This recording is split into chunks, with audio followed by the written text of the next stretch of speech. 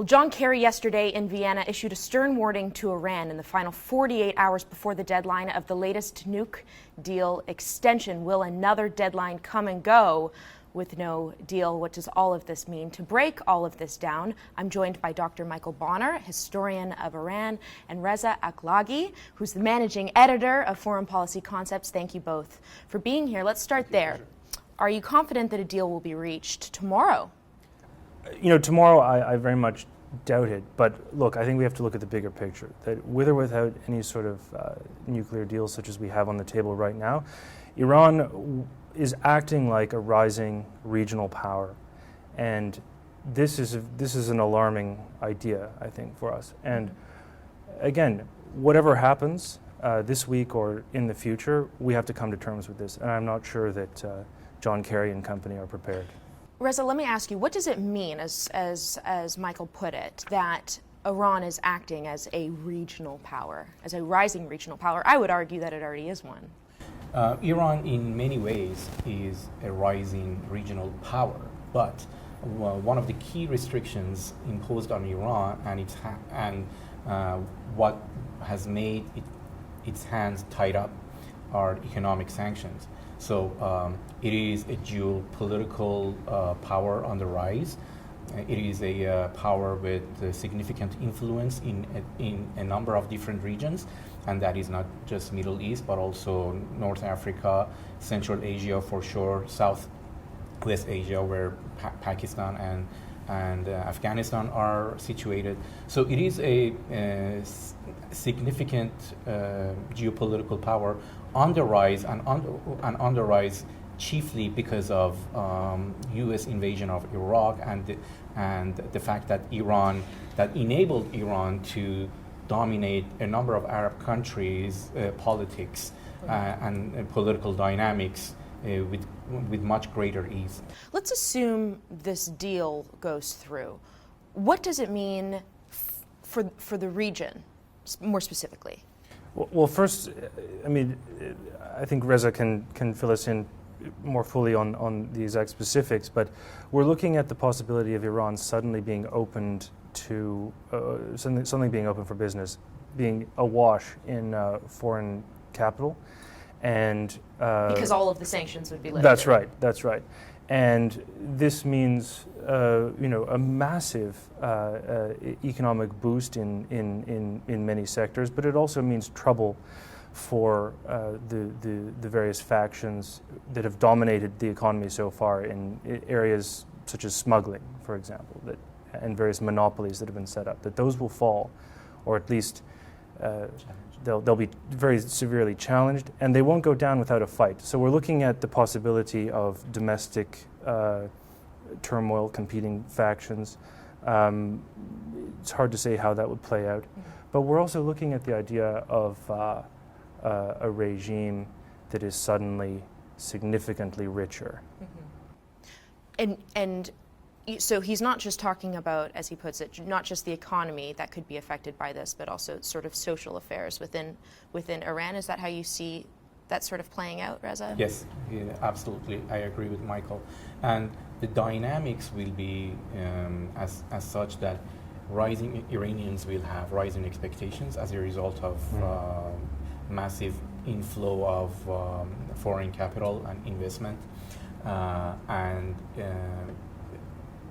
on the other hand, the factions that Michael just mentioned, the factions are not going to give up without a fight.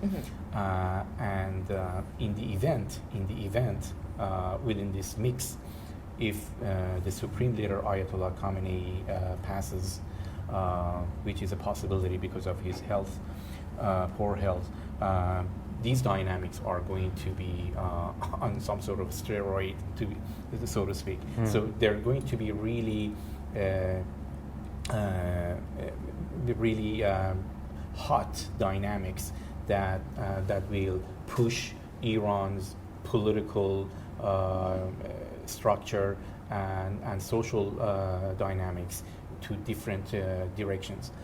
Having said that, it is fair to say that the most likely loser of these dynamics and these factional politics after the deal it's fair to bet that the biggest losers would be the hardliners, because of their unpopularity and their economic policies and their deep involvement in Iran's smuggling economy have made them very, very unpopular among the Iranians. One would be forgiven in thinking that with this latest round of nuclear negotiations, not a single nuclear facility would be demolished. Thousands of centrifuges continue to spin. One would be forgiven in thinking that Barack Obama would like Iran to go nuclear. How do you see that? I think that's a very alarming idea. I find it difficult to understand what American foreign policy is aiming at. If there's any sort of national interest at stake, I can't see it. But it's fair to say that Obama has made a deal seemingly at any cost, despite some rhetoric to the contrary, seemingly at any cost, a very high priority. Now, I think that we have to ask ourselves in Canada, what do we think of that?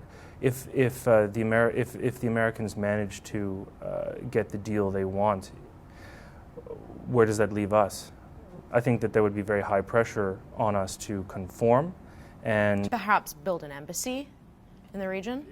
There would be pressure on us to do that, I would imagine, and it would, we would have to really think about that. Whichever government wins the election in the fall is going to have to face that question. It's going to be a difficult one. Iran has positioned itself such that, in my opinion, were it to decide to turn the agreement off, just like that, to break it, it would be in a position where it could get right back to building its nuclear capacity with tremendous amount of ease. And I was reading, most recently, this was a revelation that came out in the last 24 hours, Reza, where it said that a dispute over the UN sanctions, has to do with Iran's ballistic missile program. Well, the only reason to have these missiles is for nuclear capacity, is it not? Yes and no. Some of them were already designed, and that's the point of contention between the IAEA and the Iranian authorities, particularly within the security circles. Some of the Iranian missiles had already been designed so that they could someday carry a nuclear load. Now, if the sanctions, if the deal falls apart and the Iranians go back to their own nuclear activities, they most likely can continue the program. But it's hard to say whether they would be openly pursuing a nuclear weapons capacity openly, because is there doubt in your mind that Iran, they say it's not for nuclear capacity. They say that, but I don't think they would be able to openly pursue a nuclear weapons capacity, because they're under the watchful eyes of not just IAEA, but U.S. military, Israeli military, and the whole range of espionage technologies that they can detect such tests and activities.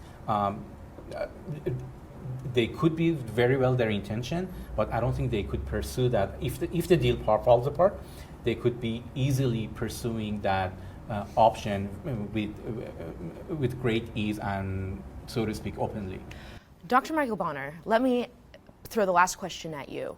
For Canadians, a lot of people are probably wondering, why do I need to care about this?